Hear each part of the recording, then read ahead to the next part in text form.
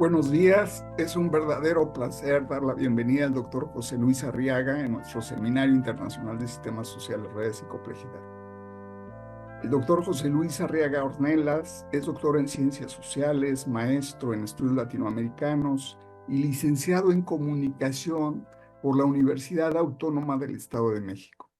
Desempeña un papel fundamental como profesor de tiempo completo en la Facultad de Antropología de la UAMX, liderando el cuerpo académico Patrones Culturales de las Relaciones Sociales.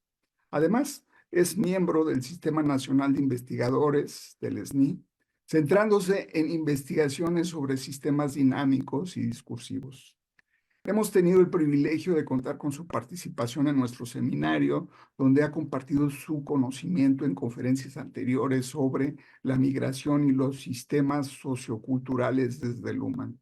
Hoy abordará el apasionante tema que es lo social, la pregunta incómoda y crítica y las respuestas de Luhmann y Latour. Con gran gusto le cedemos la palabra al doctor José Luis Arriaga, nuestro estimado invitado, para inaugurar esta conferencia. Muchas gracias, doctor Carlos Sedano. Como siempre, un gusto, un placer estar aquí compartiendo el espacio. Siempre es pues muy alentador poder compartir lo que uno está haciendo, en lo que uno está trabajando, algunas ideas para poder extraer de las mismas cosas que resulten de utilidad a quienes se interesan, ¿no? Por estas temáticas, por estos autores, por estas formas de mirar. Déjenme compartir la pantalla con la presentación que he preparado para el día de hoy. Espero que ahí ya se pueda ver. ¿Se ve? Y déjenme decir, lo que voy a presentar tiene como tres componentes. En un primer momento vamos a ubicar, digamos, contextualmente la postura de Luhmann y Latour en el pensamiento que se cuestiona respecto de qué es lo social. Y después vamos a ver por separado las premisas teóricas, en términos muy generales, desde luego, porque cada uno de los autores que hoy nos ocupan darían para un curso o varios poderlos abordar y compartir, pero veremos entonces algunas de sus premisas, sería como el segundo elemento. Y el tercer elemento es ver, compartirles con ustedes algunas de las cosas que hemos hecho a partir de los principios teóricos tanto de Luhmann como de Latour, de la teoría general de los sistemas sociales de Luhmann y la teoría del actor red de Latour, y que han salido publicados con, no sé, en los últimos 5 o 10 años a lo mejor, y que tiene la intención, este tercer elemento, de mostrar cómo puede uno aterrizar, llamámosle así, las cosas que ellos nos manejan en forma teórica y que ya en trabajos con evidencia empírica puede uno, digamos, realizar análisis. ¿Ok? Entonces, esos son los tres componentes que tendrá mi exposición y vamos a iniciar con la misma. El primer asunto, desde luego, y que es lo que da título a este día, a la presentación que hacemos, es este asunto de lo social, ¿no? Ambos autores, los que vamos a ver hoy, Luhmann y Latour, en algún momento de su producción, de su carrera intelectual, eh, cuestionan las definiciones, las concepciones, la forma de entender aquello que es el objeto de estudio de las ciencias sociales y que dicen, parece como que no me convence tanto, ¿no? Ambos en su momento.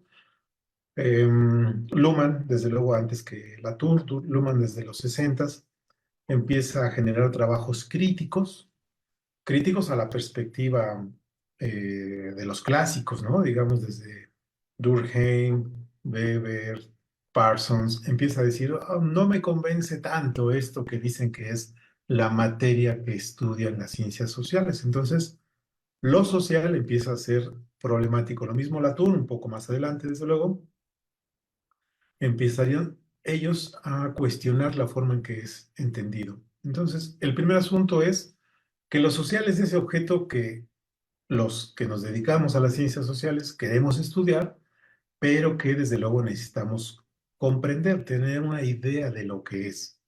Y entonces preguntarse qué es lo social es una interrogante desde luego teórica. Nos invita desde luego a reflexionar sobre aquello que es la materia de nuestro trabajo. Los autores que vamos a ver en la segunda mitad del siglo XX, a partir de los 60, sobre todo Luhmann y un poco más adelante Latour, les parece problemáticas las formas de entender lo social.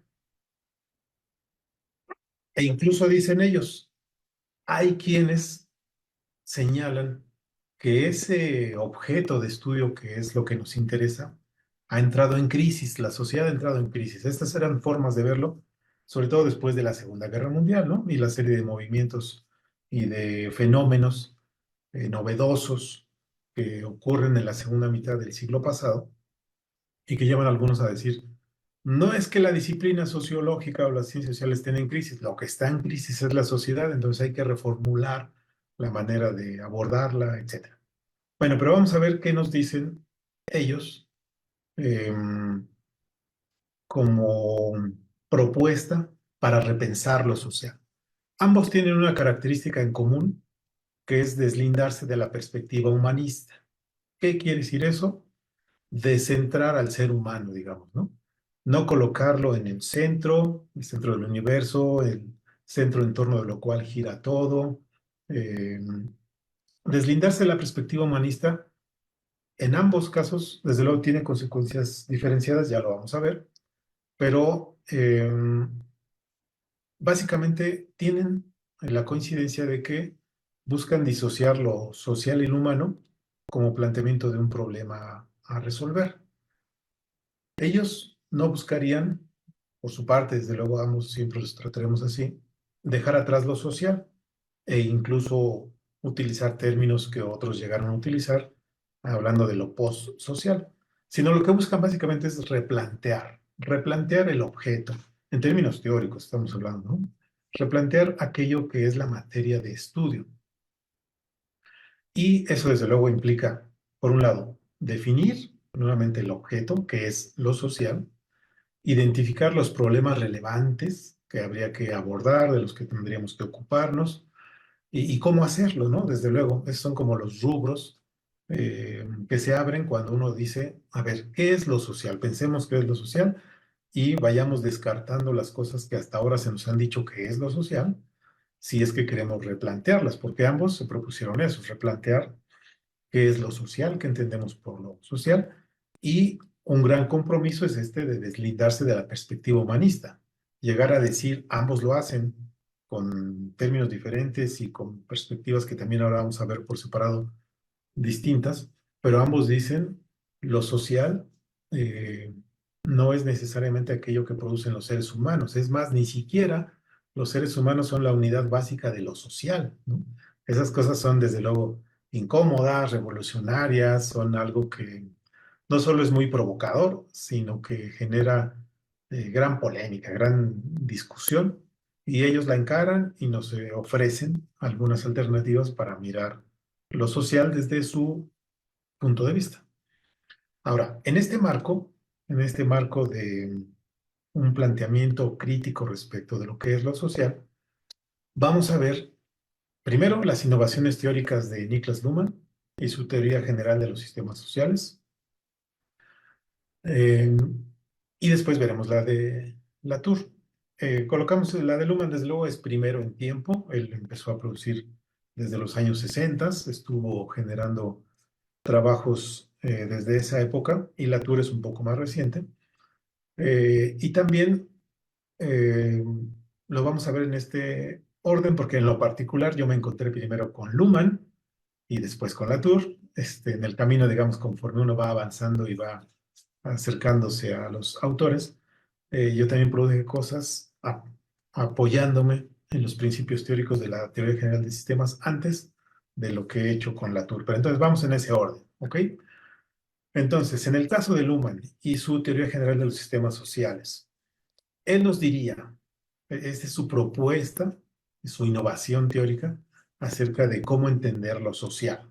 Dice, a ver, lo social es un fenómeno emergente. Este es un primer elemento que no hay que perder de vista, hay que dejarlo subrayado. Cuando dices un fenómeno emergente, de entrada lo que nos dice es que no preexiste, no es que ya esté ahí y que uno solo tenga que acercarse y estudiarlo.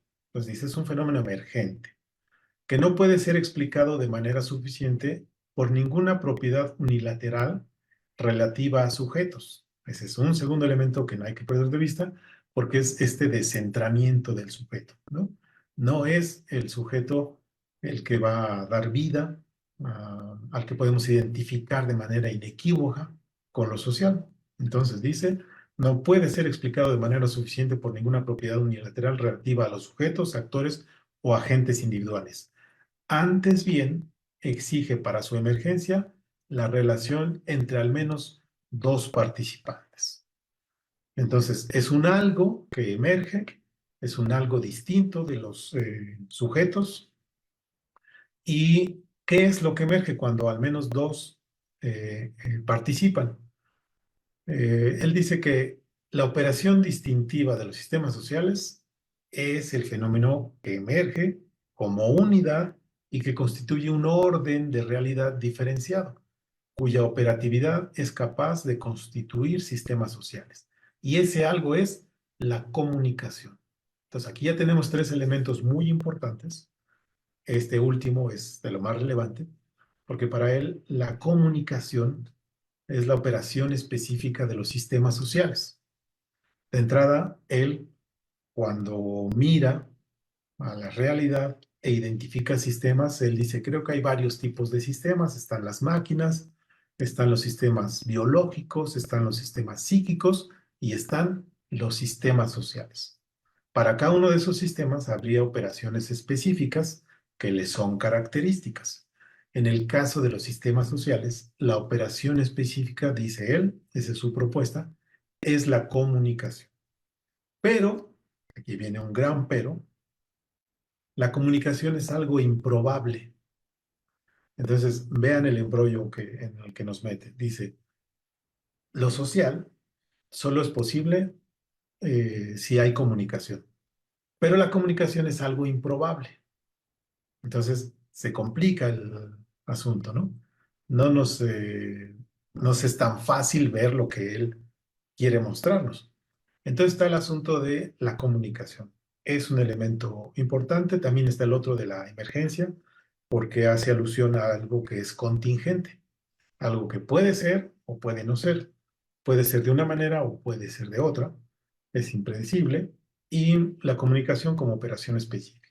Entonces, la comunicación es la operación que diferencia a los sistemas sociales de otros sistemas, cuya operación puede ser la vida, que serían los sistemas biológicos, ya vimos los distintos tipos de sistemas que él propone, o la conciencia, que sería propia de los sistemas psíquicos. Entonces, sí se requieren seres humanos ahí, pero estos son sistemas psíquicos. Tienen su propia operación interna que se da dentro de su clausura autopoyética, ¿no? Que es el límite entre ese sistema y el entorno. Y para que surja, para que emerja lo social, se requiere que haya comunicación, pero la comunicación es improbable. Para Luhmann, el principal problema de investigación entonces, para las ciencias sociales, es aquello que se tiene que estudiar. Sí, si le entramos a lo social entendido de esta manera. El principal problema de investigación para las ciencias sociales, diría él, es la coordinación de selectividad en los sistemas sociales. Eso nos remite ya a la operación específica de los sistemas sociales que haría posible la comunicación, que recuerden, según su perspectiva, es algo improbable, es contingente, puede o no ocurrir, no necesariamente se da de manera automática y de manera constante, sostenida. Entonces, para proceder a su estudio se emplea la noción de contingencia, que implica, en su perspectiva, ausencia de necesidad y de imposibilidad. O sea, es verdad, la comunicación es improbable, no es necesaria, pero tampoco es imposible, es contingente. Digamos, es el marco dentro del cual nos propone Luhmann poder acercarnos a la realidad y tratar de entender en ella por qué ocurren las cosas, eh, por qué emergen los sistemas sociales, cómo se mantienen, etcétera. Él, desde luego, en todo su trabajo, nos identifica varios sistemas sociales.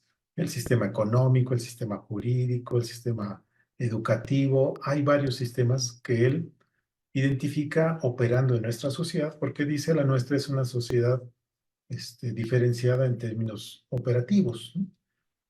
Y entonces, con esta perspectiva, repito, voy a compartirles cómo la he empleado yo, cómo he hecho para acercarme a la realidad, a fenómenos diferentes, empleando estos principios que ya ahora subrayábamos, el de la comunicación como operación específica de los sistemas sociales, el de la contingencia y el de la emergencia, las cosas que emergen, que se producen.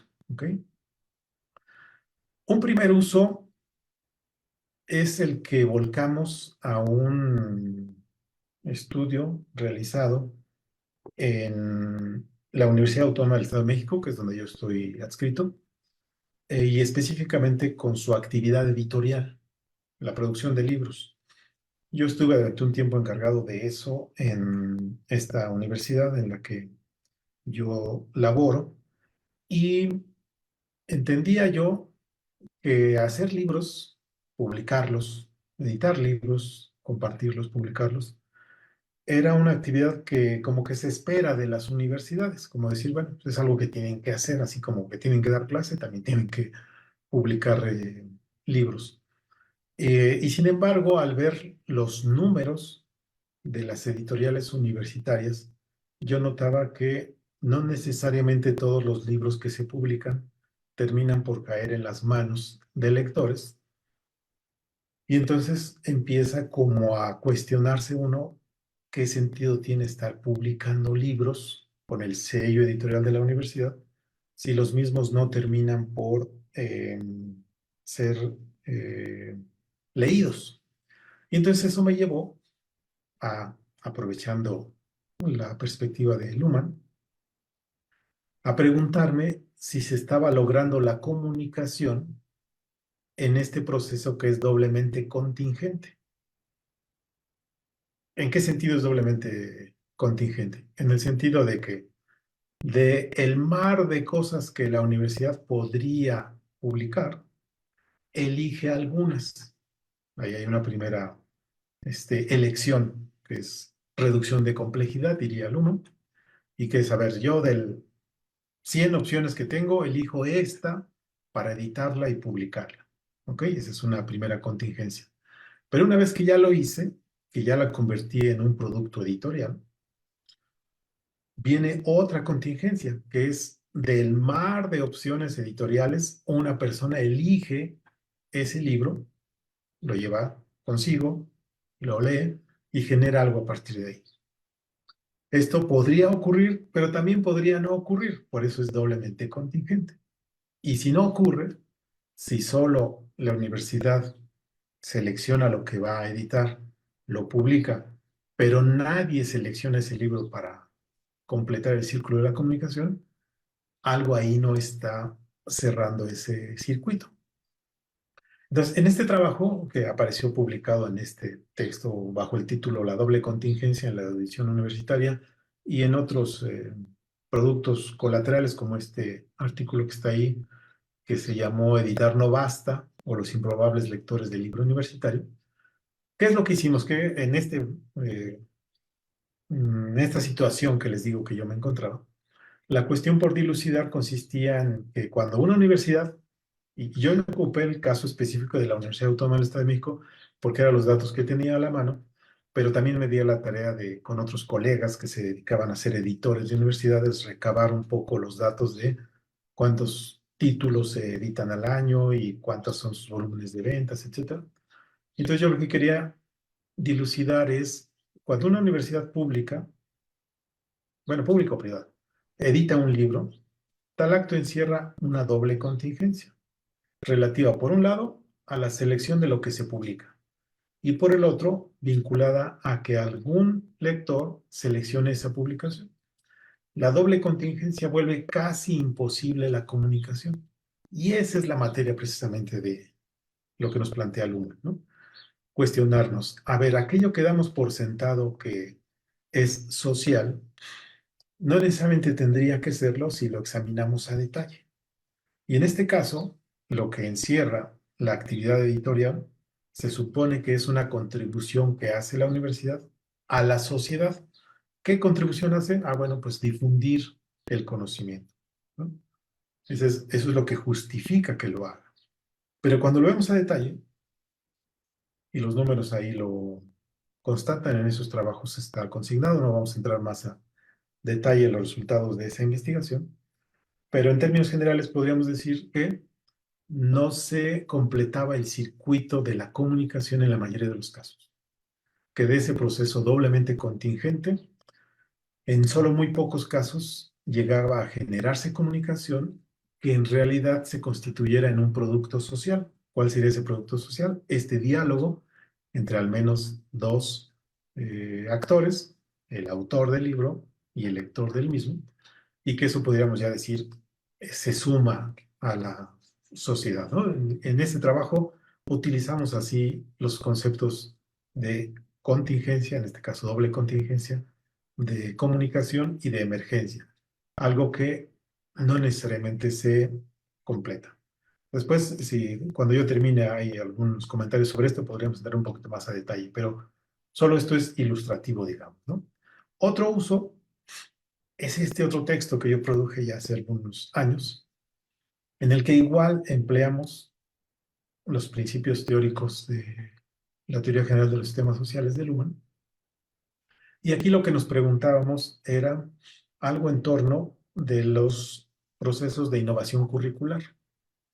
También la universidad en la que yo estoy adscrito, la Universidad Autónoma del Estado de México, entró hace algunos años en un rediseño de su modelo curricular.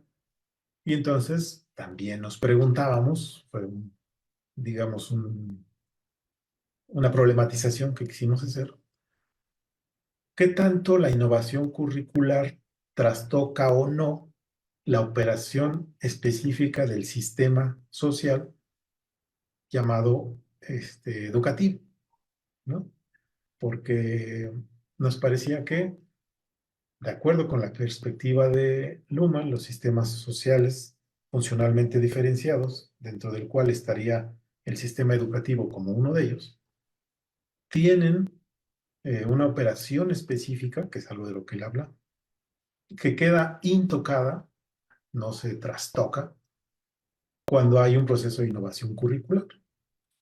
Y entonces quisimos entrarle un poco a eso, ¿no? Eso lo hacemos, fue un proyecto de investigación ahí, financiado por la propia universidad, derivó en este libro. ¿Y qué es lo que hacemos ahí? Bueno, de acuerdo con ese planteamiento teórico de Luhmann, la diferencia sistema-entorno es constituyente del sistema, porque permite distinguir lo que le pertenece al sistema y lo que queda fuera, lo que pertenece al entorno. En ese sentido, él habla de diferenciaciones primarias que terminan por constituir la estructura del sistema. Cada sistema de los que existen, sistemas sociales, tendría una diferenciación primaria. Una diferenciación primaria que en el caso del sistema educativo puede ser la diferencia entre mejor o peor, o entre sabe o no sabe, que es, en términos sencillos, lo que hacemos quienes nos dedicamos a la vida académica, a dar clase, a calificar alumnos, a calificar trabajos, a evaluarlos, y lo hacemos siempre bajo esta diferenciación basal, llamémosle así, de sabe o no sabe, lo podemos aprobar o no lo podemos aprobar, y bajo ese esquema, cualquier proceso de innovación curricular no prescinde de eso, y el proyecto de innovación curricular empleado en el caso de la universidad y que se detalla ahí en el libro, lo dejaba intocado. ¿Por qué razón? Pues porque si lo tocaba, dejaba de obedecer a la función que se le asigna al sistema de educación, que es este de eh, calificar entre quien sabe y quien no sabe. Al que sabe se le aprueba y se le permite seguir su camino en su formación, y al que no sabe se le reprueba y ya no puede seguir. Entonces, específicamente en el caso de la educación, a la que se puede mirar como un sistema social, Luhmann diría que para la diferenciación del sistema educativo, igual que para los otros sistemas funcionales de la sociedad moderna, resulta decisiva una codificación binaria, esta diferenciación que yo les decía, diferenciación básica. El código consta de estos dos términos, mejor o peor, con referencia a las oportunidades en la carrera personal. Cuando uno aprueba a alguien, dice adelante. Cuando uno reprueba, pues no puede seguir perteneciendo al curso en este caso o al sistema, si es que se le da de baja. Eso lo ocupamos en el caso de este sistema social, que es el sistema educativo, y se consigna en este trabajo. Entonces, ¿qué tienen en común estos dos ejercicios que hicimos aprovechando los principios teóricos de Luhmann? Uno, el ocupar la idea de que lo social no es algo dado, no es algo que preexiste, a lo que uno tiene que acercarse y tratar de conocerlo, detallarlo, etcétera, sino que lo social es algo que emerge de acciones que ocurren o que pueden no ocurrir, que son contingentes, que pueden ocurrir de una manera o pueden ocurrir de otra. Y el proceso, desde luego, de la comunicación. El momento en el que emisor, información y receptor terminan por articularse de la manera eh, que de ello emerja un producto social. ¿Ok? Entonces, es lo que hicimos con el caso de Luhmann y entonces rescatar de él estas cosas que ya hablamos. Elemento básico de la sociedad, la comunicación, como algo improbable. Y que sin embargo llega a ocurrir y de ello emerge algo que podríamos denominar sistema social, solo en la medida que identificamos su operación básica y la podemos diferenciar del entorno, que es justo lo que es distinto de lo social. ¿Ok? Bueno, hasta aquí el caso de Luhmann. Ahora vayamos un poco a la Tour, que tiene algunas cosas similares, algunas cosas en las que podríamos encontrar coincidencia con la postura crítica que ya vimos de Luhmann, pero que toma un cauce diferente, digamos, ¿no? En el caso de Bruno Latour y su propuesta de la teoría del actor red, eh, y que uno puede, sobre todo, ver en este texto que se llama Reensamblar lo social, una introducción a la teoría del actor red. Es un texto, pues, de los que más se conocen de Bruno Latour, junto con aquel otro de Nunca fuimos modernos. Pero bueno, al inicio de ese texto de Reensamblar lo social, él dice, me parece que hay un problema con la adjetivación de lo social, porque se usa para referir un estado de cosas estabilizado. Ahí empieza él a identificar las cosas con las que no se siente tan cómodo, con las que no está tan de acuerdo. Eh, y luego se usa para explicar otros fenómenos. Entonces dice él, eso no me deja tan tranquilo, eso de que se use el término social para referir un estado de cosas estabilizado y que luego se use para explicar otros fenómenos, dice, no me convence tanto. Y además veo otro problema, dice. Cuando social comienza a significar un tipo de material equiparable, esto lo dice desde luego de manera irónica, a la madera, al acero, a lo biológico, a lo económico, cuando para poder referir, esta es una mesa de madera, ¿no? Para emplear este término, y dice, y termina siendo similar a cuando alguien dice, este es un problema social, como si fuera un material, dice un ingrediente que se distingue de otros ingredientes. Ahí es cuando ya no estoy tan de acuerdo, dice Latour. Dice, ahí ya no me convence aquello que entendemos por lo social. No termina por ser algo que se pueda investigar de la manera que nos ayude a entender las cosas que están pasando. Aquí hay una coincidencia con la perspectiva de Luhmann que ya veíamos, en el sentido de que lo social no es algo que ya preexista, que ya estén ahí las cosas sociales, los sistemas sociales, todo aquello que etiquetamos con lo social, no es que ya esté ahí y que baste con acercarnos y ya lo caracterizamos y decimos estos son sus componentes, etc. En eso coincide con Latour. También habrá una coincidencia con Luhmann, Latour y Luhmann, en el sentido de centrar al sujeto, ¿no? Esta idea de que no es que todo gire en torno de las personas, también es algo que él toma. Para Latour, lo social, aquí ya viene su propuesta, digamos, no se refiere a un tipo de vínculo. Cuando empleamos el término social, no se habla de una especie de material con el que se hace sociedad, ni designa un dominio de la realidad o algún artículo en particular que exista y se pueda identificar con claridad. Más bien, dice él, es el nombre de un movimiento.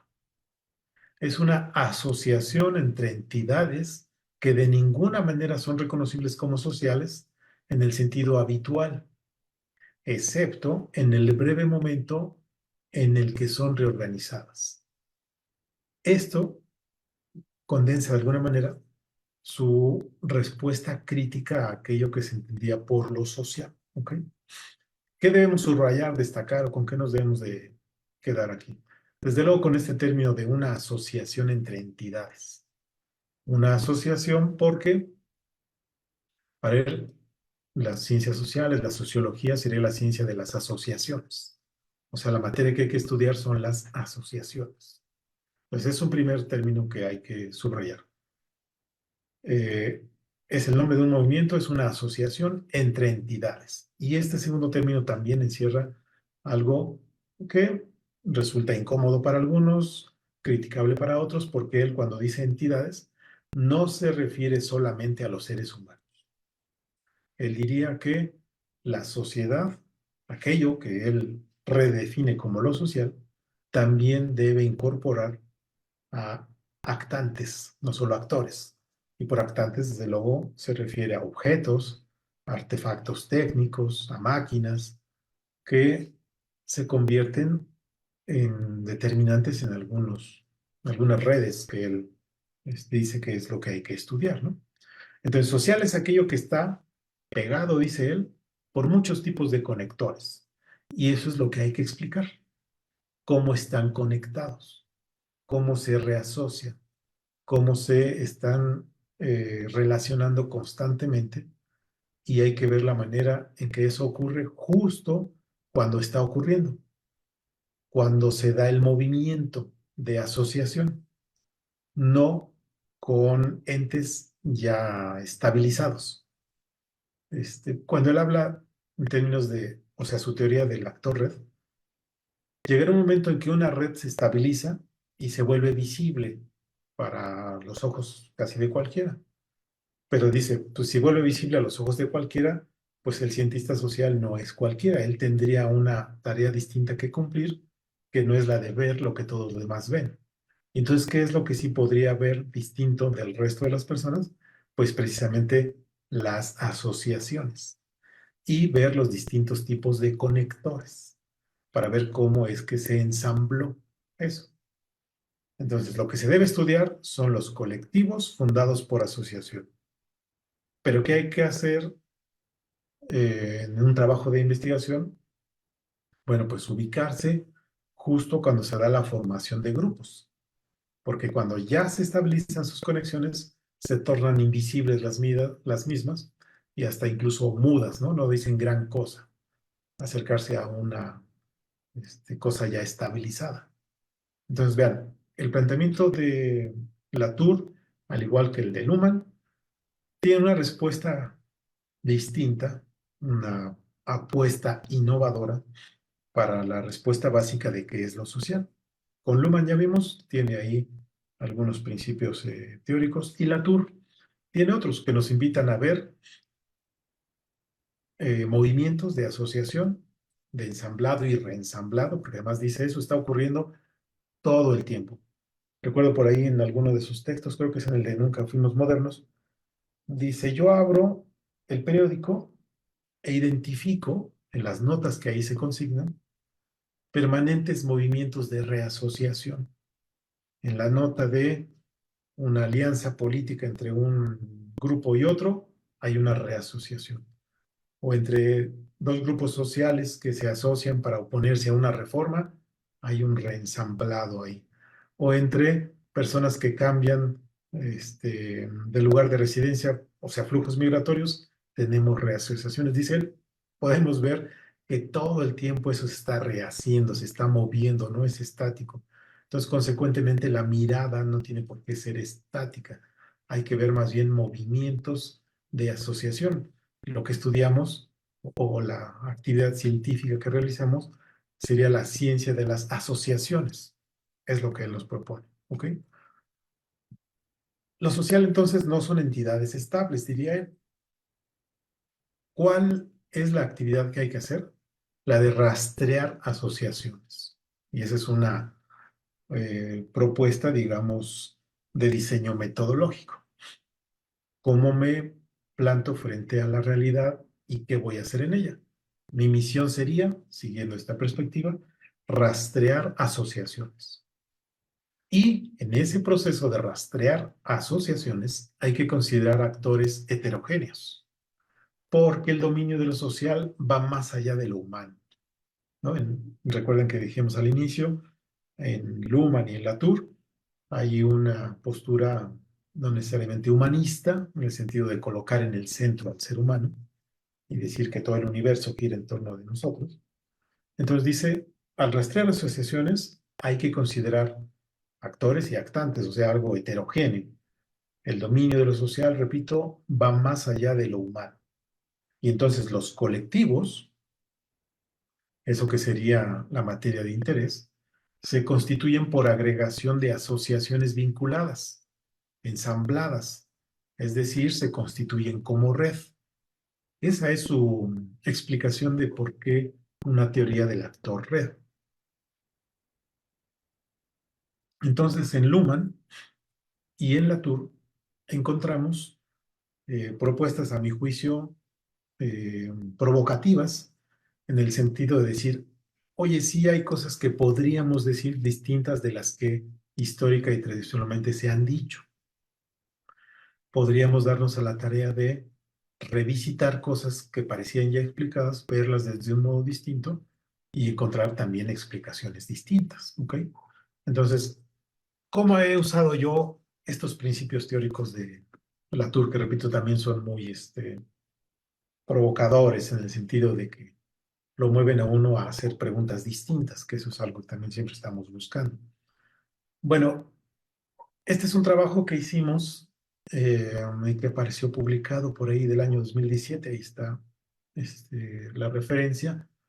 Es un texto que titulamos Contingencia y reensamblado social entre los jóvenes seguidores del Camino Rojo en México. Es un texto que se derivó de un proyecto de investigación. También hubo por ahí algunos otros productos que se generaron, pero este producto en lo particular nos permitió mirar el proceso de emergencia y expansión de grupos o colectivos que operan en forma reticular, en forma de red, y que tienen como características principales la neoespiritualidad. Aquí lo que hay que ver, o lo que pretendíamos ver, cuando hablamos de jóvenes seguidores del Camino Rojo, estamos refiriéndonos a aquellas personas que se acercan a actividades que algunos adscriben a esta idea de la neoespiritualidad y a la reinterpretación de rituales nativos y paganos,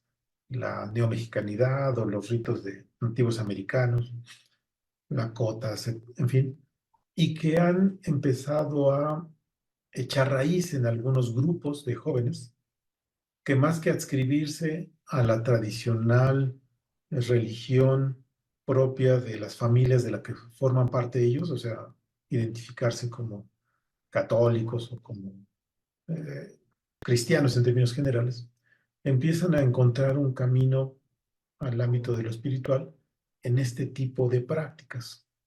Y entonces veíamos, a ver, eso está ocurriendo, están ahí, están insertándose y lo que hacen es una reinterpretación y apropiación de rituales nativos y paganos y además incorporan a ellos plantas de poder, eh, ayahuasca, peyote, o sea, hongos, en fin. Y estos desde luego son entes heterogéneos, ¿no? No son seres humanos, pero forman parte de lo que ellos son y hacen. Entonces, ¿qué es lo que buscábamos aquí? Buscábamos dar cuenta de los procesos de asociación, de los elementos que están dentro de esta red y, desde luego, a partir de ello, ensayar algunas explicaciones respecto a cómo se efectúan estos intercambios con jóvenes buscadores espirituales alternativos que deciden involucrarse en lo que algunos autores llaman el florecimiento mundial del movimiento genéricamente denominado neoshamanismo y que ahora han adicionado al uso de las redes sociales virtuales como parte de, como un ingrediente que les permite pues, crecer, existir, interactuar, etcétera. Entonces, eso lo hicimos en este trabajo. Empleamos estos términos que nos propone Latour de rastrear asociaciones y ver en las mismas actores heterogéneos, ¿no? Sí, personas, pero sí también plantas, pero sí también algunos otros artefactos técnicos como las redes sociales virtuales que permiten estas asociaciones. Recuerden, en la tour, de lo que se trata es de estudiar asociaciones. Eso hicimos en este caso, pero hay otros, uno que hicimos de manera más o menos reciente en el marco de la pandemia, eh, del virus SARS-CoV-2. Este trabajo que, utilizando también la idea que nos plantea Latour de tener una cierta sensibilidad para rastrear asociaciones, en este trabajo lo que hicimos es detallar las características de la red de composición heterogénea en la que el saber biológico, genético, epidemiológico e informático se articularon en torno del SARS-CoV-2 y que animó el reensamblado, un reensamblado desde luego a nivel pues, muy amplio, en el que una serie de acciones colectivas a nivel mundial trastocaron muchas entidades societales, muchas cosas que entendíamos como este, dadas y que vienen a reensamblarse, a rehacerse,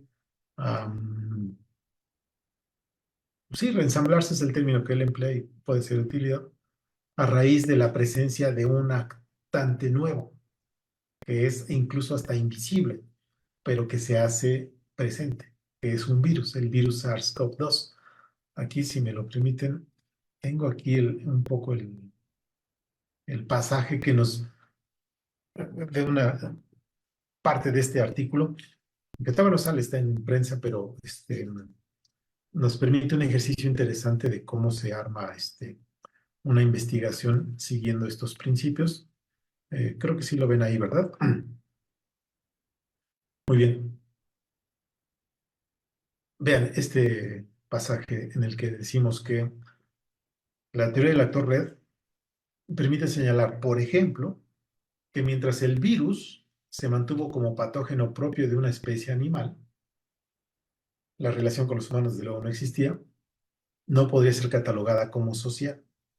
Sin embargo, cuando el virus salta hacia el ser humano y este último se enferma, teniendo que requerir atención hospitalaria, hay una reorganización en la que las entidades virus, organismo infectado, hospital, personal médico, se convierten en asociación de entidades. Vean, esto es lo que nos propone Latour, que es la materia de estudio de aquellos que dicen, yo lo que estudio es lo social. Ah, bueno, pues esta es una asociación de entidades, que es lo que él nos invita a ver.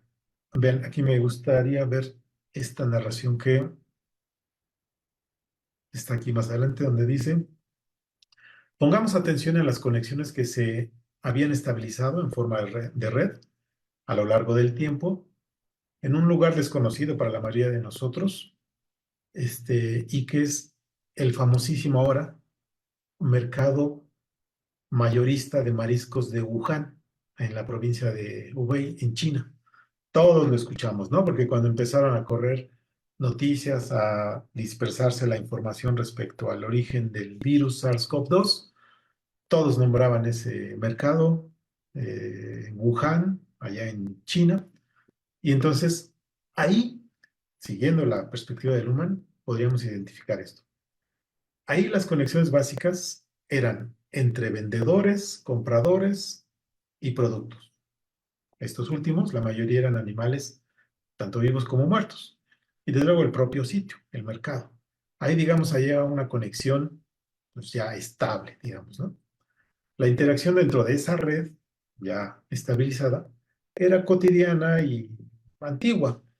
Era una formación societal estable, de la que podrían referirse relaciones permanentes en varios sentidos. O sea, alguien podría ir fácilmente a hacer ahí una etnografía y detallar quién conoce a quién, desde cuándo, qué le compra, dinámicas, digamos, cotidianas, ¿no?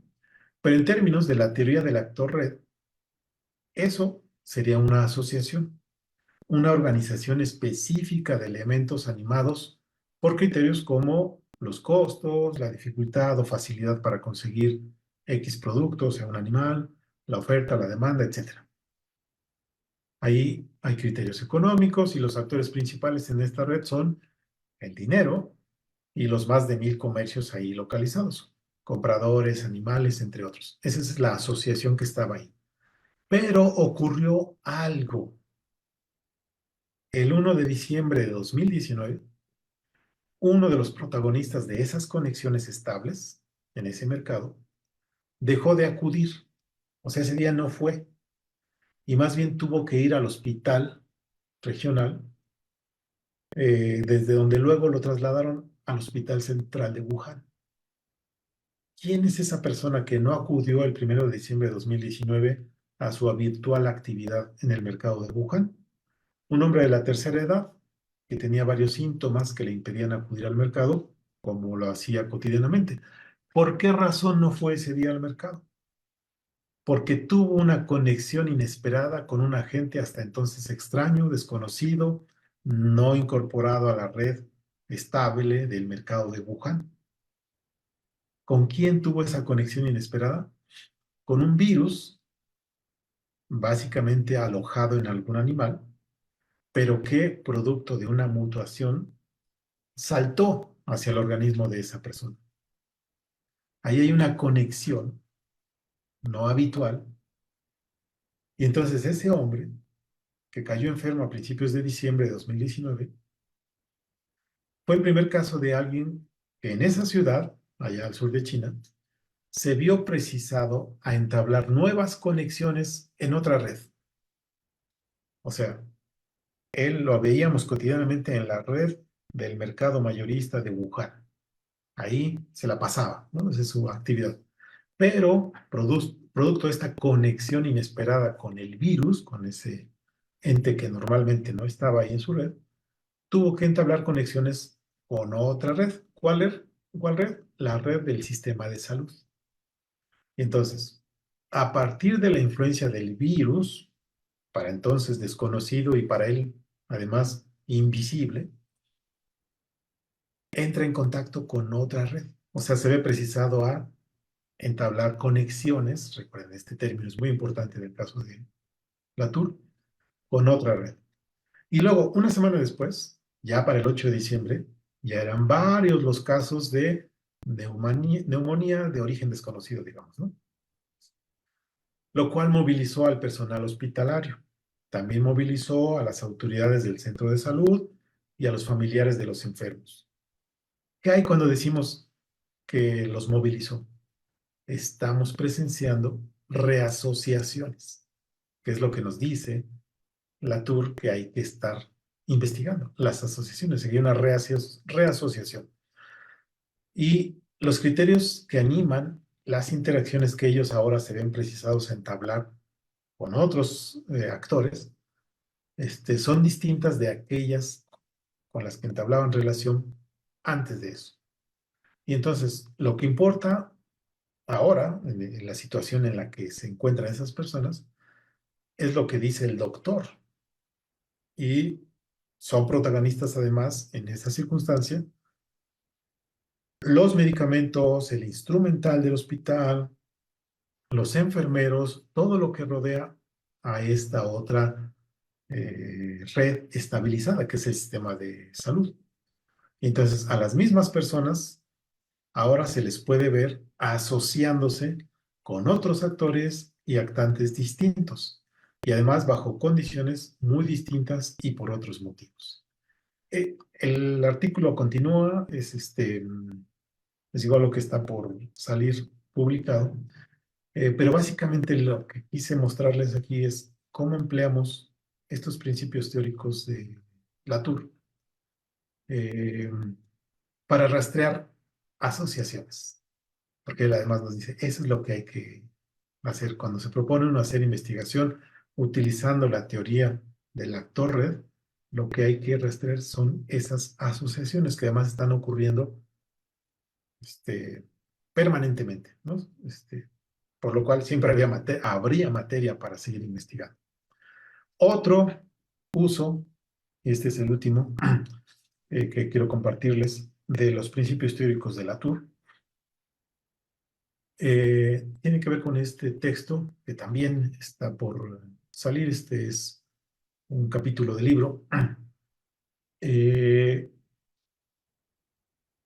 al igual que en los otros, y por seguir las propuestas de Latour, lo que hace es no tomar como punto de partida la estabilidad espaciotemporal de algún actor social o una sociedad, un ente social, más bien iluminar las conexiones, seguir las asociaciones en circunstancias concretas y formando redes concretas de las que emergen aquellas redes en las que un actor social o un grupo social puede existir y del cual podemos hablar, mostrar cómo emergió, evidenciar su carácter contingente y no explicarlo por su efecto. Esto es muy importante, eh, porque una de las cosas que Latour critica es que solemos interpretar desde las ciencias sociales, o bueno, lo que él critica que se suele hacer, es explicar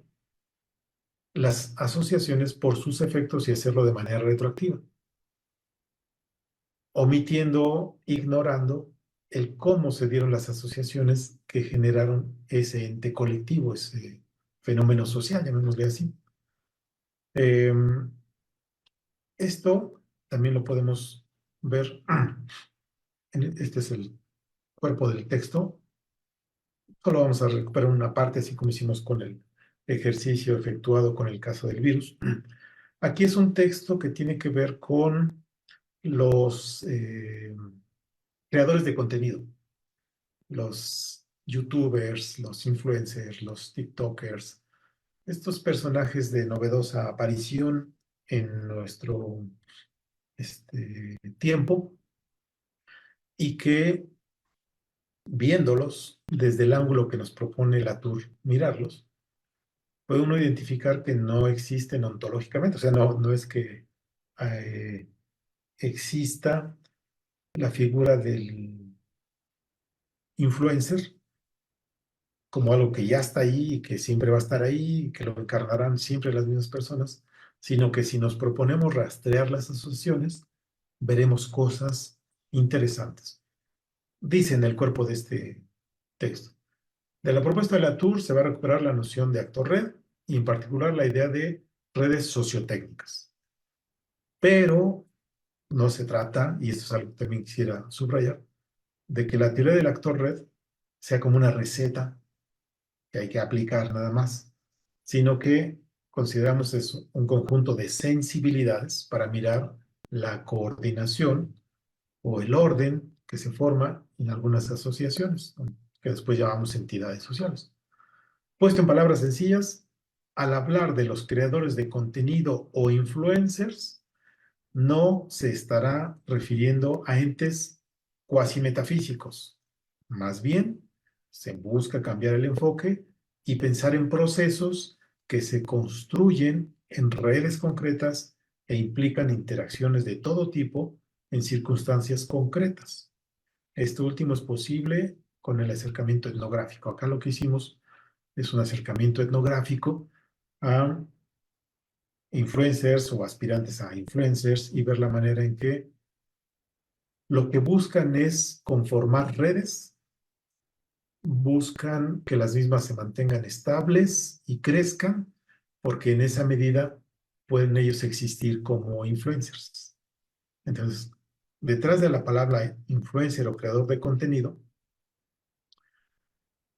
suele haber definiciones como una persona influyente que por medio de opiniones y comentarios expresados en sus redes sociales consigue influir y movilizar a un gran número de seguidores. Esta definición es contraria a la sensibilidad que nos propone Latour. ¿Por qué razón? Porque aquí se centra la explicación en la persona, porque al definirlo como una persona influyente que consigue movilizar a un gran número de seguidores, estamos centrando la mirada en la persona. Y lo que nos propone Latour es no centrar la mirada en la persona, sino en las asociaciones. Y entonces lo que hacemos a lo largo del trabajo es que decimos que un generador de contenido lo que es un animador de una red.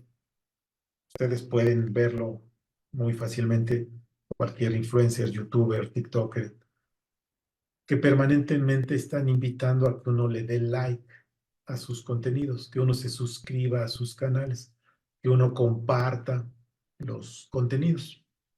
¿Por qué hacen eso una y otra vez? ¿Por qué insisten en ello? Porque eso es lo que les sostiene en el sentido de conexiones que les hacen existir como nodos importantes de una red. Pero si ese nodo importante deja de tener las conexiones que tiene, o sea, piensen en un influencer y digan, bueno, tiene 1 millón de suscriptores. Ok, ese millón de suscriptores estarían teniendo conexiones con él cuando él sube contenidos, videos, audios. Pero si dejan de presentarse esas conexiones, sea porque él ya no sube videos o porque los mismos dejan de tener visualizaciones, esa red se diluye y ese influencer pues termina por ya no cristalizar esas conexiones y ya no lo podríamos pensar como nos lo proponían pensar, lo que es una persona influyente que logra influir, movilizar a un gran número de seguidores. Eso ocurre mientras la red opera. Si la red no opera, eso no ocurre, ¿no? Este es el ejercicio que hacemos en este texto. Es un trabajo que está por salir y bueno, no quisiera extenderme más en eh, el mismo, que solo lo proponíamos a manera ilustrativa de cómo usamos en este caso. El texto se llama Fragilidad y muerte sociotécnica en los creadores de contenido. Fragilidad hace alusión a esta sensibilidad que nos propone Latour a la hora de mirar lo social, porque es algo efímero, que solo se da si se presentan las asociaciones, si se dan las conexiones, pero si no, pues no, y entonces es sumamente frágil. En el caso de los creadores de contenido, es sumamente frágil.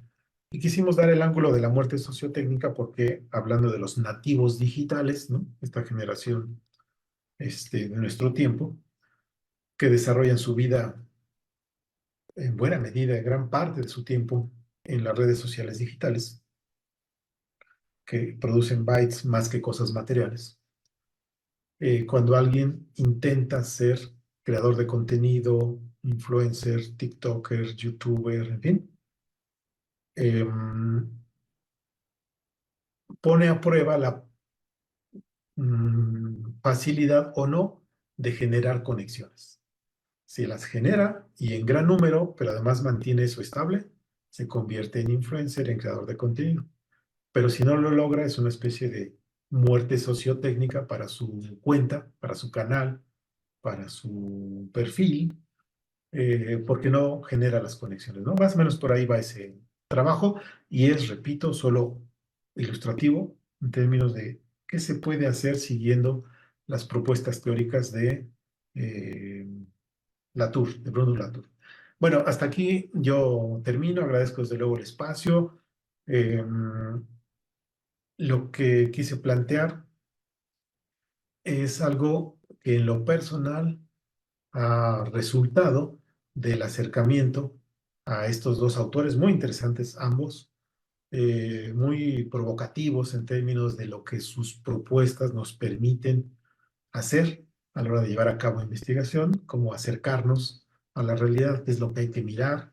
En el caso de uno, que es Luhmann, ver qué tanto se genera la comunicación o no. En el caso de Latour, rastrear asociaciones. Vaya, son autores ambos eh, que nos permiten, si uno se lo propone así, llevar a cabo investigación con evidencia empírica o simplemente reflexión teórica acerca de la estabilidad, la fragilidad, la contingencia que están ahí permanentemente en aquello que llamamos lo social y que ellos nos ayudan a repensarlo. Muchas gracias. Mi estimado doctor Carlos, esto de mi parte, no sé, seguimos en la dinámica de interacción, no sé, tú me dirás. Oh, no, excelente. Muchas gracias. Una brillante, inteligente exposición. Vamos a esperar a que haya preguntas y comentarios sobre los temas que has señalado. Me pareció interesantísima la parte donde hablas de este descentramiento de la perspectiva humanista de parte de Latour, de Luhmann. Habría que recordar también de Foucault, ¿verdad? Sí. Es decir, como que hay un pingarse, un acercamiento en la conversación a partir de esto. En el caso de Foucault, el término de discontinuidad es muy cercano, dialoga con estas perspectivas, porque en todos los casos, en estos tres, Luhmann, Latour y el mismo Foucault, se da este descentramiento, ¿no? Desembaracémonos del sujeto como centro de todo, y empecemos a rastrear otras cosas, sean las asociaciones, sea la comunicación, o sea hacer arqueología de los saberes, como nos propone Foucault. Fíjate, el enunciado juega un papel importantísimo en Foucault, pero también juega un papel importantísimo en Latour, la utilización de ostensivos y performativos, ¿te acuerdas? Es Sí, Cómo comunicaciones como esas logran diferenciar lo que es una asociación de lo que sería simplemente lo social. Es ajá, decir, porque pues muchos grupos solamente se quedan con el ostensivo ese que indica que las cosas son la mesa de madera, como bien decías, pero en el caso de las asociaciones, siempre habría que buscar el performativo de actuar, así de es, movimiento, de acción, ¿no? así es, sí, justo así, Y esos tres, Luhmann, Latour y por supuesto Foucault, están trabajando comunicación. sí, Sí, sí, sí. discurso, el enunciado, lo que ha sido dicho y permanece dicho, y la parte performativa de eso. Oh, Pero ya muy tenemos entonces próximo, Foucault, vamos a abordar a Foucault En septiembre, si en todo va bien, septiembre. ¿no? En septiembre, si todo va bien, sería Sí, algo sobre Luhmann, Foucault, sí, cercanías y lejanías. sí, sí, sí, Fíjate que me parece muy interesante que Luhmann trabaja la comunicación mediante los criterios de información, mediante los criterios de notificación, comprensión. Eh, y hay una parte que se parece mucho al performativo de Latour, que son las operaciones. sí. Porque, ¿Recuerdas este ejemplo que da Luhmann de que dice, bueno, imaginemos a dos personas que se cruzan caminando y una de ellas hace así. mm, Él decidió hacer así. Hacer esto podría significar un saludo o podría significar otra señal como detente o alguna otra, ¿no? Entonces, ese emisor no necesariamente consigue comunicación con el otro si el otro no es capaz de distinguir entre emisor, la información o la indicación, y atenderla, hacer algo en reacción con eso. Si eso no se da, no hay comunicación y no hay nada social ahí. No hubo ninguna interacción entre estas dos personas que generara un algo eh, que podríamos llamar operación específica de los sistemas sociales, que es la comunicación. Ese ejemplo a mí me gusta mucho del texto de un texto de Luhmann. digo, porque evidentemente la comunicación como información, notificación y comprensión se da dentro de los sistemas. Sí, Y ahí la necesidad de que sea la operación el punto de acción del sistema. sí, así es. No, una arquitectura muy bonita en los tres, ¿eh? En Foucault, en Latour, en Luhmann, y más Sí, que estar solamente pensando en las diferencias abismales que hay entre los tres, pues por supuesto que hay que considerar también las cercanías de la conversación que tuvieron. sí, claro, porque podríamos distinguirlos y verlos por separado y tratarlos con pinzas cada uno, pero en este ejercicio que hoy propusimos y otros que podríamos hacer es veamos las cosas en las que coinciden, que les permite a uno, a la distancia, verlos, pues dialogar de alguna manera, ¿no? Coincidir y dialogar. Claro, claro. Siempre es tan importante, ¿no? No ver una discusión, un pleito, un golpeteo, Sí, sino sí, tener sí. una conversación muchas veces amistosa, cariñosa, aunque, bueno, por supuesto, diferenciada, a veces totalmente, muchas veces incluso sin citarse. También, sí, claro. Pues extraño, hombre, todavía no tenemos preguntas ni comentarios. Y extraño porque fue muy atractivo y muy interesante tu conferencia, ¿eh? Entonces, pues, Como decimos con los alumnos, o todo quedó muy claro o no se entendió absolutamente nada, ¿no? Cuando uno termina su sesión con los estudiantes y piden también, ¿no? Intervenciones, comentarios, preguntas, y no hay ninguna, o todo quedó muy claro o no se entendió absolutamente nada. o todo fue ostensivo, ¿no?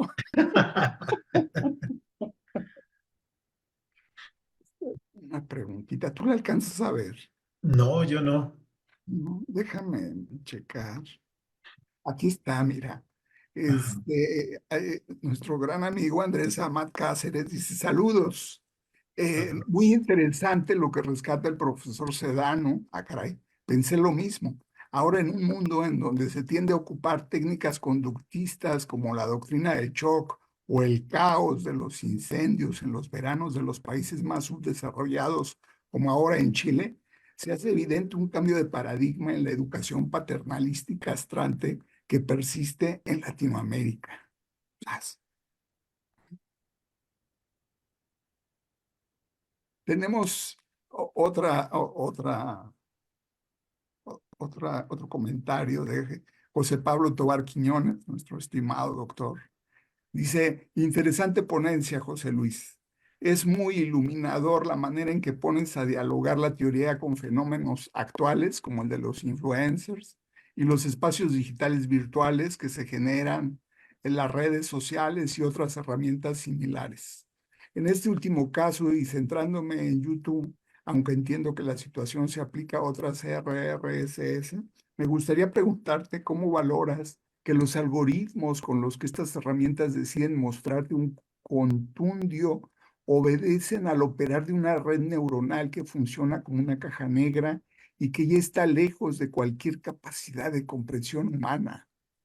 Wow. Sí, eso es algo que tocamos en alguna parte del texto. Yo no compartí todo, pero sí, en efecto, en el caso de Latour y su invitación a mirar asociaciones y a mirar conexiones, pero no solo entre personas, en el caso de las redes sociales digitales, es muy importante la operación de los algoritmos.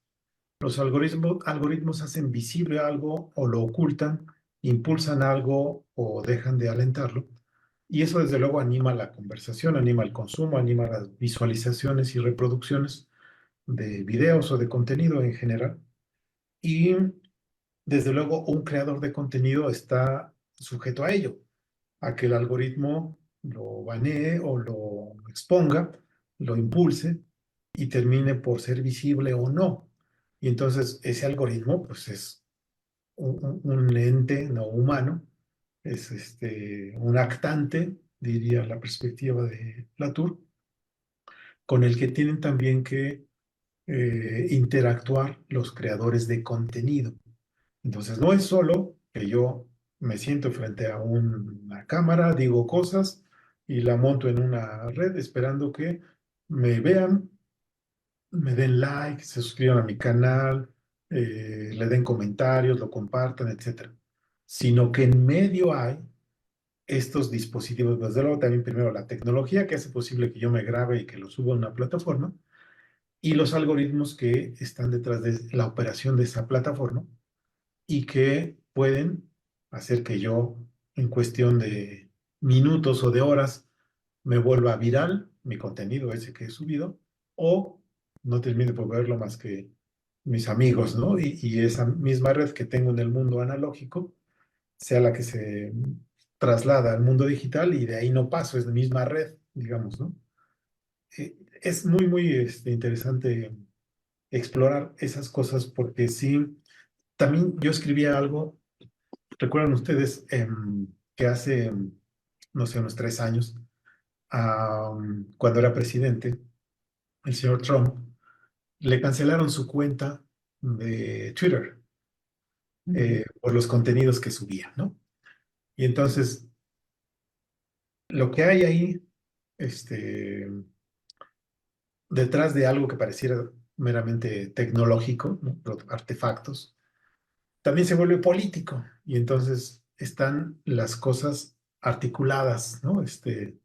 ¿Por qué razón? Porque, bueno, está articulado lo político y lo económico, desde luego, ¿no? Porque cuando a alguien le cierran su cuenta, tiene también que ver con los intereses económicos de la empresa que ha generado la plataforma que permite la interacción entre las personas. Si se trastocan algunas reglas que se han puesto para la operación de esa plataforma, el asunto no solo impacta en términos políticos, sino económicos, con los anunciantes, etcétera. Entonces es un entramado muy, muy complejo de elementos que están ahí permanentemente interactuando y que sí, en el caso de los algoritmos es algo muy, muy interesante. Y gracias por el comentario y la pregunta que hace alusión a esto, porque es toda una beta, ¿no? Que hay que explotar. Claro, claro que sí. Fíjate que me resultó muy interesante cuando hablaste de la Latour en términos de actantes y que muchas veces las máquinas, los virus, pues nos permiten establecer híbridos entre nosotros y las máquinas.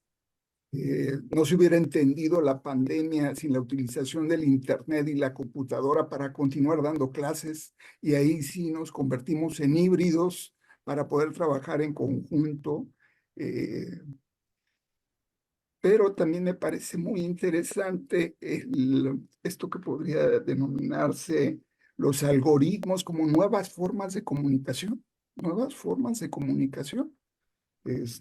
Al menos en Luhmann, pues tiene un sentido muy importante los algoritmos que hoy están trazando formas de relación, de comportamiento y de conductas sociales muy atractivas y muy interesantes también. Sí, recuerda que en Luhmann una cosa muy importante son las cosas que hacen posible la comunicación. Entonces, en el caso de distintos sistemas sociales, hay medios que permiten, facilitan o desalientan la comunicación. En el sistema económico, por ejemplo, un medio que alienta los intercambios, pues es el dinero, ¿no? Es un medio que facilita el que dos sujetos, dos personas, dos actores entren en contacto e interactúen. El algoritmo o los algoritmos se convierten en un medio simbólicamente generalizado, no eso hay que trabajarlo todavía un poco más, pero en términos del lenguaje de Luhmann, que facilita o no la comunicación. Entonces, en el ejemplo que poníamos hace un rato, alguien sube un contenido y el algoritmo lo puede hacer visible o invisible, lo puede alentar o desalentar, lo puede incluso silenciar, siguiendo qué pautas, siguiendo qué reglas, pues las que se le han instruido al algoritmo, y entonces impiden el contacto y pues no facilitan o sí facilitan la comunicación entre esos actores ya en un entorno digital. Bueno, pues después de una presentación brillante y clara, quedamos con mucho por reflexionar, gracias a las preguntas y comentarios que han surgido. Aprovechamos este momento para expresar nuestro profundo agradecimiento al estimado doctor José Luis Arriaga por su destacada participación, que estoy seguro que ha enriquecido significativamente al seminario con sus conclusiones. Agradecemos su generosidad y esperamos en septiembre continuar explorando juntos los fascinantes temas que José Luis suele abordar. Muchas, muchas gracias. Muchas gracias, al contrario, un placer como siempre y ya estamos para septiembre, ya hasta la próxima. Perfecto.